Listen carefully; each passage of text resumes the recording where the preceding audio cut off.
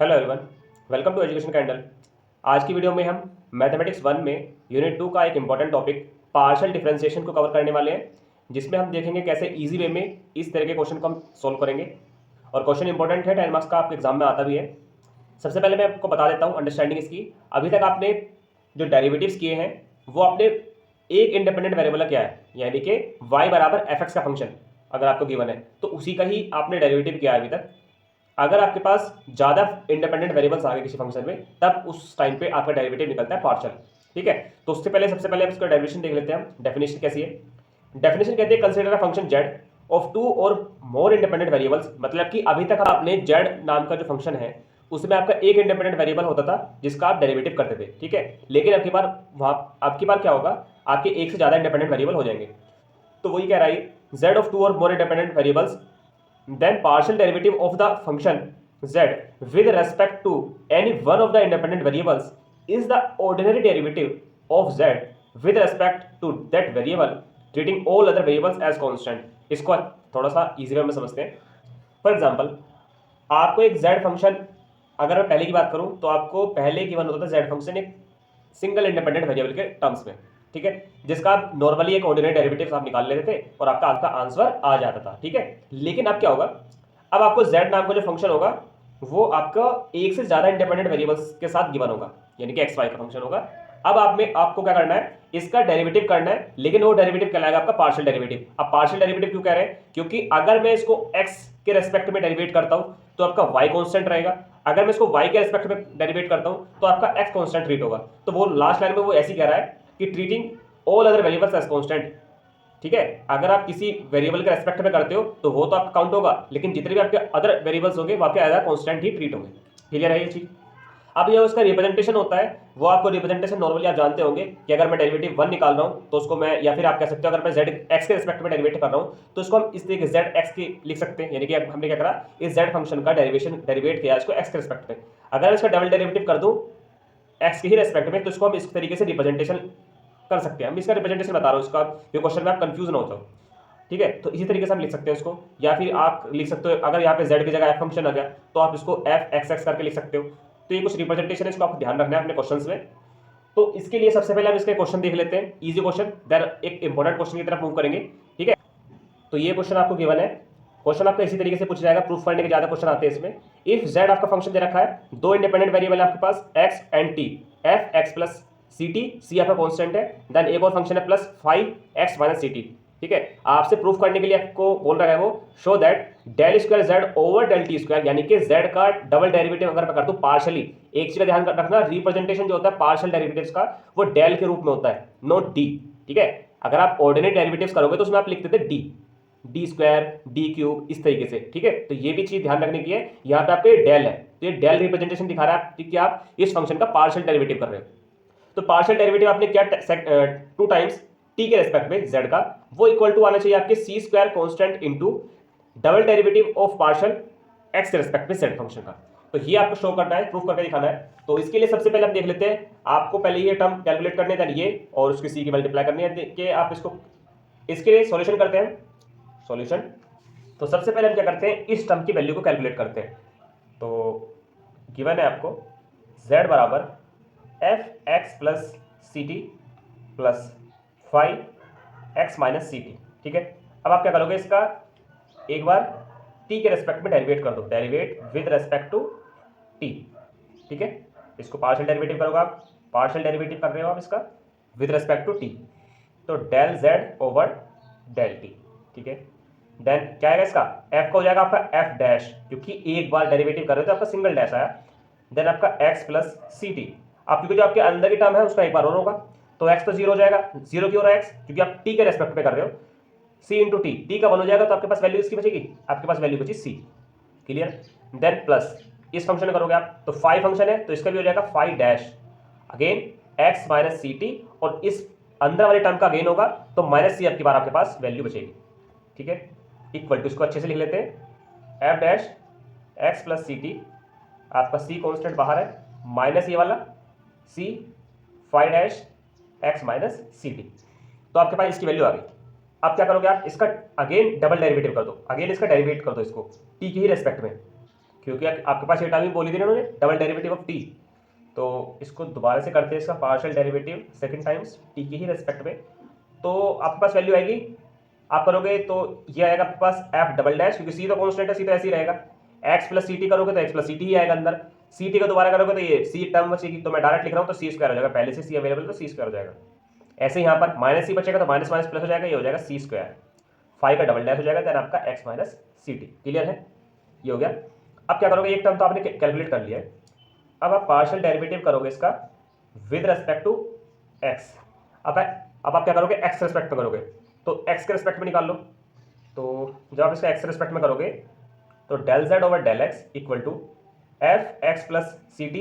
X plus सी t का gain करोगे तो एक्स का वन हो जाएगा, सी टी कॉन्स्टेंट है क्योंकि एक्स के रेस्पेक्ट में हो रहा है, तो ये हो जाएगा जीरो, तो कुछ कोई टर्म नहीं बचेगी, प्लस फाइव डैश, ये डैश रह गया, dash x minus C T. ठीक है, तो माइनस सी टी वाली टर्म आपकी जीरो हो जाएगी क्योंकि आप एक्स के रेस्पेक्ट में कर रहे हो इस बार, और एक्स आपका वन हो जाएगा, तो सेकंड टाइम भी आपकी कोई टर्म नहीं बचेगी। अगेन कर दोगे इसका डबल डेरिवेटिव, तो del square Z over del x square equal to f double dash हो जाएगा x plus C T plus five double dash x minus सी टी। अब आप देख पा रहे हो कि ये टर्म सिमिलर सी है जो अभी आपने टी के रेस्पेक्ट में कैलकुलेट की थी, ये टर्म देखो और ये टर्म देखो, ये सिमिलर है।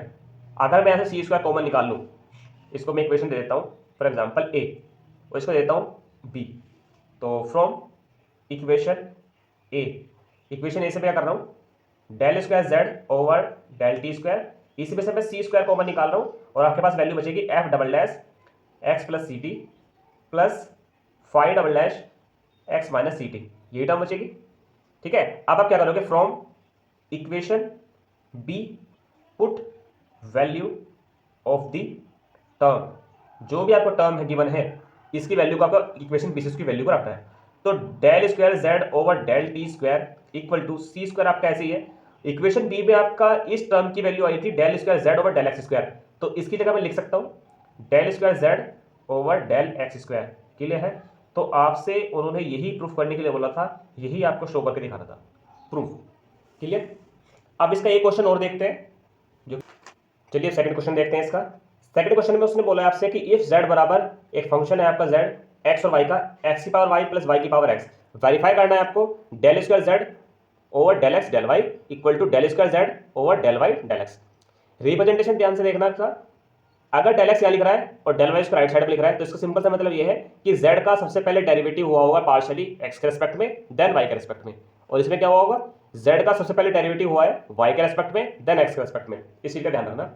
तो इसी को फॉलो करेंगे, सोल्व करते हैं इसको। सॉल्यूशन में आपको गिवन है, आपको फंक्शन गिवन है z बराबर x की पावर y प्लस y की पावर x। ठीक है, अब जिसके रेस्पेक्ट में आप करोगे उसका तो डेरिवेटिव होगा, सेकंड टर्म जो रहेगी वो कांस्टेंट की तरह ट्रीट होगी। तो डेरिवेट करोगे आप सबसे पहले x के रेस्पेक्ट में, पार्शियल डेरिवेटिव कर रहे हैं विद रेस्पेक्ट टू x। ठीक है, तो del z over del x equal to x की टर्म है, तो ये तो इसका तो डेरिवेटिव होगा, तो y आगे आ जाएगा x की power y minus one plus, अब ये y की पावर x है तो इसका डेरिवेटिव किसकी तरह होगा, आपके एक होता है आपका a की पावर x, उसका आपने डेरिवेटिव पढ़ा होगा, a की पावर x का डेरिवेटिव होता है log a की पावर x। ठीक है, तो ये इसी तरह ट्रीट होगा, तो y की पावर x क्या हो जाएगा, y की पावर x का होगा आपका पास log y की पावर x, बिल्कुल वही a की पावर x वाला रोल है इसमें, जो रोल a का है वो रोल यहाँ पे y है, क्योंकि y आपका एज अ कॉन्स्टेंट की तरह ट्रीट हो रहा है, क्योंकि यहाँ पे आप x के रेस्पेक्ट में कर रहे हो डेरिवेटिव इसका। क्लियर, अब ये x के रेस्पेक्ट में हो गया, अब आप क्या करोगे, इसको y के रेस्पेक्ट में करना है, क्योंकि आपको इस टर्म की वैल्यू निकालनी है, तो पार्शियल डेरिवेट करो इसको विद रेस्पेक्ट टू y के रेस्पेक्ट में करेंगे, तो y के प्रोडक्ट डेरिवेटिव वाला रूल्स फॉलो होंगे उसमें, जिसमें आपकी वन टर्म ऐसी रहेगी, सेकंड टर्म का डेरिवेटिव करोगे देन प्लस लगाओगे, सेकंड टर्म को ऐसे रखोगे और फर्स्ट टर्म का डेरिवेटिव करोगे, वही रूल फॉलो होगा कंप्लीट। तो करते हैं इसको, del square Z over del x del y equal to y आपकी ऐसे रहेगा एक्स की पावर वाई माइनस वन करते हैं, आपकी बार आप वाई के रेस्पेक्ट में कर रहे हो तो आपका एक्स एज अ कॉन्स्टेंट की तरह ट्रीट होगा, तो एक्स की पावर वाई माइनस वन आपका कुछ इसकी तरह सिमिलर लग रहा है, ए की पावर एक्स की तरह, तो इसका डेरिवेटिव हो जाएगा आपके पास log एक्स की पावर वाई माइनस वन। ठीक है, प्लस लगाओगे एक्स की पावर वाई माइनस वन को इस बार ऐसे रखो और वाई का करोगे तो वाई का डेरिवेटिव होगा आपके पास वन, क्योंकि वाई के रेस्पेक्ट में ही आप कर रहे हो। तो पहली टर्म क्लियर है, पहली टर्म का आपने डेरिवेटिव कर लिया, अब करते हैं सेकंड वाली का, प्लस लगाओ, सेकंड टर्म में आप log y को ऐसे रखो, y की पावर x का करो, तो y की पावर x का जब करोगे y के रेस्पेक्ट में तो x y की पावर x माइनस 1, ठीक है। देन प्लस लगाओ, y की पावर x को ऐसे रखो, log y का जब आप करोगे तो log y का हो जाएगा आपके पास y 1/y, ठीक है। तो इसको करते हैं अच्छे से सोल्व, तो इसको अच्छे से फॉर्मेट में लिखते हैं। ये हो जाएगा आपके पास y x की power y minus 1 log x plus x की power y minus 1 plus x y की power x minus 1 log y, y ऊपर जाएगा तो ये हो जाएगा y की पावर x माइनस 1। तो ये टर्म आपके पास इसकी आ गई, फर्स्ट टर्म आपने कैलकुलेट कर ली, ठीक है। इसको नाम दे देते हैं a। अब सेकंड टर्म करते हैं कैलकुलेट अगेन। कुछ नहीं करना, सबसे पहले आप y के रेस्पेक्ट में कर लो z फंक्शन का डेरिवेटिव पार्शियली, देन आप उसको करो x के रेस्पेक्ट में। तो करते हैं partial derivative with respect to y, आप किसका कर रहे हो, उस फंक्शन का जो आपका फंक्शन गिवन है।